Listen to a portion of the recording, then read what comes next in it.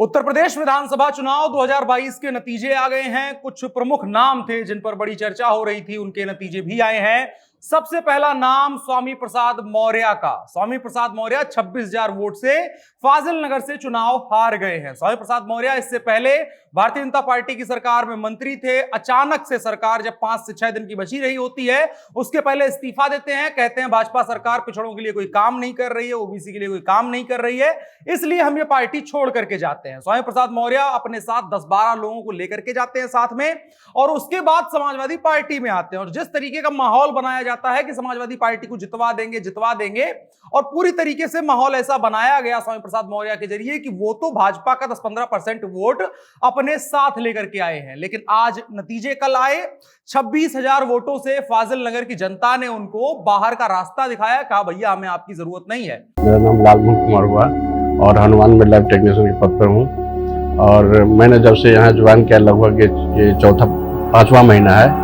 और मैंने कोविड से शुरू किया कि लॉकडाउन था, तो नाश्ता सुबह से जो शाम तक निकलते थे, बीच में कुछ मिलता नहीं था, तो नाश्ता भी लोग करा देते कि आप नाश्ता पहले कीजिए, उसके बाद कलेक्शन लीजिएगा। हनुमान जो लॉन्च किया था उस समय, उन्होंने बहुत ये किया कि नहीं, बहुत अच्छे समय पर आप लोग ये किए हैं और बहुत अच्छा रिस्पॉन्स मिल रहा है। अब उसके कारण क्या क्या हो सकते हैं? सबसे पहला कारण जो हम लगातार चर्चा कर रहे थे कि स्वामी प्रसाद मौर्य की अपनी कोई क्रेडिबिलिटी नहीं रही है। वहां पर लोग उनको मजाक बना रहे हैं और बदतर मजाक बनाया जा रहा है। जो स्वामी प्रसाद मौर्य ने कहा था कि भाजपा सांप है और हम नेवले हैं, तो अब सांप तो सांप कर गया, लेकिन स्वामी प्रसाद सांप तो जो है वो साफ कर गया है, लेकिन जो स्वामी प्रसाद मौर्य नेवला वाला मामला था, अब लोग मजा ले रहे हैं। कह रहे हैं कि नेवरा बिल में घुस गया। इसके अलावा कह रहे हैं नेवले पिछड़म बंद करके हम आजमगढ़ छोड़ाएंगे। इसके अलावा तमाम चीजें, तमाम दावे किए जा रहे हैं कि स्वामी प्रसाद मौर्य काहे हारे हैं। अब स्वामी प्रसाद मौर्य का जो पहला हम कारण बात कर रहे थे, उनके पास कोई जन समर्थन नहीं था। तो स्वामी प्रसाद मौर्य के बारे में कोई आदमी खड़े होकर के चौराहे पे ये नहीं कह सकता है कि हम स्वामी प्रसाद मौर्य के समर्थक हैं। उसकी वजह क्या है कि स्वामी प्रसाद मौर्य दल बदलू हैं। स्वामी प्रसाद मौर्य का तीसरा घर है। पहला घर था बसपा में अच्छा खेले थे, अच्छी इज्जत थी। उसके बाद जब भाजपा में आते हैं तो भाजपा में एकदम राइट टाइम पे एंट्री मारते हैं। 2017 में सरकार बनती है, मंत्री पद से नवाजा जाता है, और उसके बाद इनको अच्छा कार्यकाल इनका चला, कुछ नहीं बोले। इनकी बेटी को भी सांसद बनाया गया, बदायूं से सांसद बनती हैं। इनके बेटे को नहीं टिकट मिला, और वहां पर जाकर के इन्होंने फिर आकर के इनकी गरारी अटकी कि भाई हमारे बेटे को भी टिकट चाहिए। बेटा इनका चुनाव हार चुका है, तो उस पर क्यों दाव लगाया जाए दोबारा, क्योंकि सरकार बनानी थी इसलिए उनको टिकट नहीं मिला। ये नाराज हो गए, और अपने साथ जब समाजवादी पार्टी में आए तो केवल 10-12 विधायक ले आ पाए जो सत्ता लोलुप थे। उसके अलावा ये समर्थन नहीं लेकर के आ पाए। समाजवादी पार्टी में आते हैं तो इनकी सीट बदल दी जाती है। पडरौना से इनको फाजिल नगर भेज दिया जाता है। फाजिल नगर में समाजवादी पार्टी में दिक्कत चल रही होती है। वहां पर जो समर्थन होना चाहिए था इनका, अगर ये पडरौना होते तो मान लीजिए कुछ समीकरण बनता बिगड़ता। अपनी 15 साल से यहां विधायक थे, कुछ समीकरण बनता बिगड़ता हो सकता था। लेकिन फाजिल नगर इनको क्यों भेजा गया, उसकी सबसे बड़ी वजह जो हमने पहले ही बात करी थी कि इन पर भी कॉन्फिडेंस समाजवादी पार्टी को नहीं रहा था कि इनके पास एक ढेले का वोट अपना नहीं बचा है, और इनका जो इलाका है, अपनी जनता जो है वो खुद ही इनका विरोध करने वाली है, तो इनका कुछ होने जाने वाला नहीं है। पडरौना में जब आरपीएन सिंह आते हैं, उसके बाद इनके साथ यही होता है कि आरपीएन सिंह इनसे कहीं गुना ज्यादा बड़े कद के नेता हैं, और वही वजह है कि इस बेल्ट में इनको चुनाव में हार का सामना करना पड़ा। आरपीएन सिंह एक तो रहे, और दूसरा इनके पास जन समर्थन के नाम पर कुछ नहीं था। इसके अलावा एक और कारण है कि समाजवादी पार्टी में गलत रास्ते से सेंध लगाना। दरअसल हुआ क्या कि इलियास अंसारी जो समाजवादी पार्टी के फाजिल नगर से जिलाध्यक्ष थे, वो लगातार अपने लिए प्रचार किए जा रहे थे, अपने लिए पूरी तैयारी करके बैठे थे। लेकिन अचानक से अखिलेश यादव का फरमान आता है कि जी मौर्य जी जो है बहुत बड़े नेता हैं, वो आ गए हैं, उनको जो है यहां से विधायक बना दिया जाए फाजिल नगर से। इलियास अंसारी इस बात का विरोध करते हैं, उनके समर्थक विरोध करते हैं। 90,000 के आसपास इस सीट पर मुसलमान वोटर है, और वो फाजिल नगर का वोटर मुसलमान वोटर है, उसका अधिकतर जो माहौल बनाया है वो इलियास अंसारी ने ही बनाया है। तो इलियास अंसारी जाते हैं, उनके साथ कमोबेश बहुत सारा वोटर भी चला जाता है। तो स्वामी प्रसाद मौर्य के साथ अपना तो समर्थन था ही नहीं, और इसके अलावा जैसे वो फाजिल नगर आते हैं तो समाजवादी पार्टी का समर्थन था वो भी इलियास अंसारी के साथ में चला जाता है। इसके अलावा स्वामी प्रसाद मौर्य का अपना कोई वोट बैंक नहीं था। उस इलाके में उनकी बेइज्जती भर के हुई थी कि भाई अपनी सीट छोड़ के भाग के आए हैं। तो ये ऐसा देखने को मिलता है कि बगल बगल की विधानसभा अगर बदल करके कोई नेता आ जाए तो उसके खिलाफ अलग माहौल बन जाता है। तो स्वामी प्रसाद मौर्य ने यहां पर अपना तो वोट बैंक गंवाया ही, जो बसपा का जनाधार था वो भी गंवा दिया, और नतीजन ये हुआ कि 26,000 वोटों से हार गए सुरेंद्र कुशवाहा के हाथों फाजिल नगर सीट। अब एक चीज होती है कि जो ओबीसी नेता वाला जो एक तरीके से छवि बनाई जा रही थी, स्वामी प्रसाद मौर्य हुए, ओम प्रकाश राजभर, इन तमाम लोगों का जो छवि बनाई गई थी पूर्वांचल में कि ओबीसी नेता हैं, समाजवादी पार्टी का फायदा करवाएंगे। तो क्या ऐसा हुआ है? तो बिल्कुल नहीं हुआ है। तो इसके अलावा जो ओम प्रकाश राजभर हैं, उनके साथ भी ऐसा हुआ कि वो बहुत बड़े नेता हैं ओबीसी के, लेकिन अगर नतीजे आप देखेंगे तो ओम प्रकाश राजभर 6 सीट जीते हैं और बड़ा हो हल्ला किया गया उनके बारे में। इसके बरक्स अगर देखें तो अपना दल जो भारतीय जनता पार्टी के समर्थन में थी 12 सीटें जीत करके आई, और जबकि उसका हो हल्ला उतना नहीं मचाया गया। तो ये चीज समझना चाहिए, कम से कम जब समाजवादी पार्टी अपना विश्लेषण करेगी तो उनका समझना चाहिए कि किन लोगों को उन्होंने अपने साथ में ले लिया था और उन्होंने क्या नतीजे इनको दिए हैं। तो ये पहली बात हो गई स्वामी प्रसाद मौर्य की। अब इसके अलावा एक और सीट है, फूलपुर सीट, इलाहाबाद की सीट है। फूलपुर सीट से जो कांग्रेस को मिला है वोट, सिद्धार्थनाथ मौर्य लड़ रहे थे, 801 वोट पाए हैं, नोटा से भी इनका कम वोट रहा है। अब हम क्यों बात कर रहे हैं फूलपुर सीट की? बहुत सारी सीटों पर कांग्रेस की ऐसी मतलब बदतर हालत हुई है। तो फूलपुर सीट की बात इसलिए कर रहे हैं, जब नेहरू जी देश के पहले प्रधानमंत्री बने थे तो इसी सीट से वो चुनाव लड़े थे और जीते थे।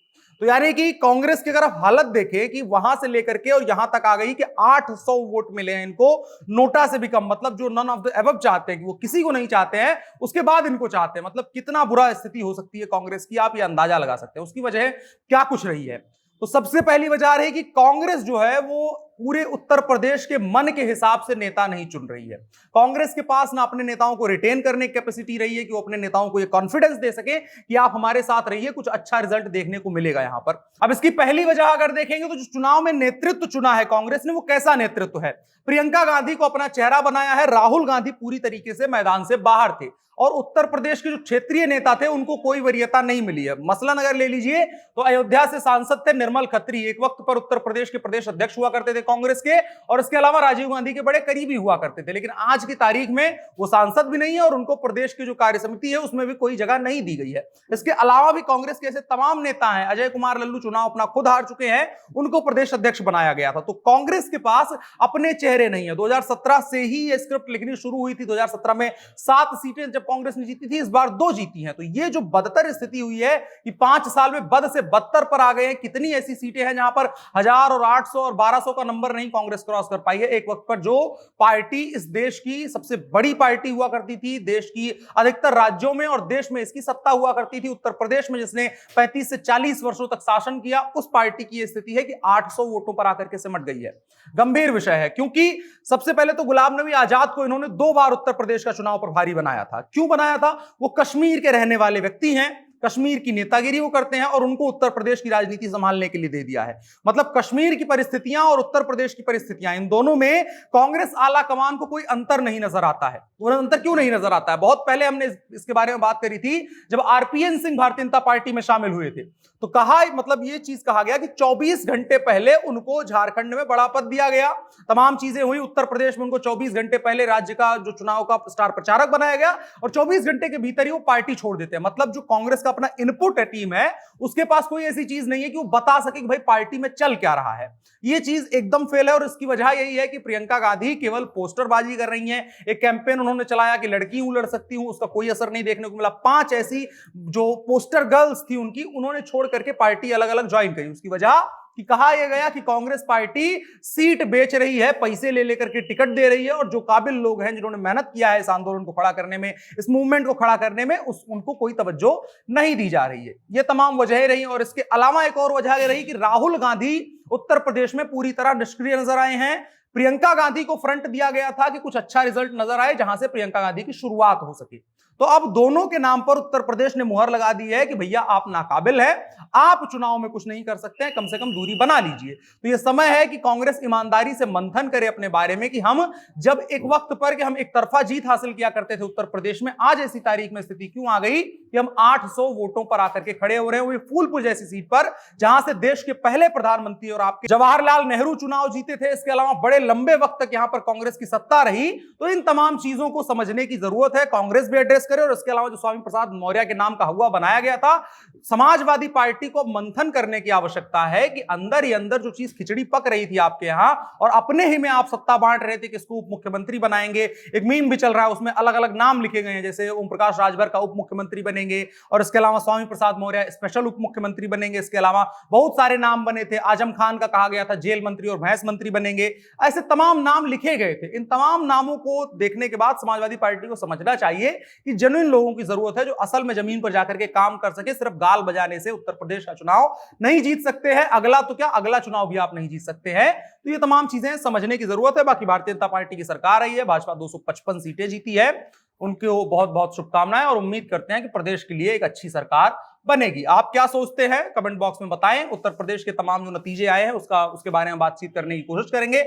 आपकी क्या राय है, आप क्या सोचते हैं, कमेंट बॉक्स में जरूर बताएं। फिलहाल के लिए इतना ही। मेरा नाम अनुराग मिश्रा है, आप जनता जंक्शन देख रहे थे। कैमरे पर मेरे साथ ओम प्रकाश थे। शुक्रिया।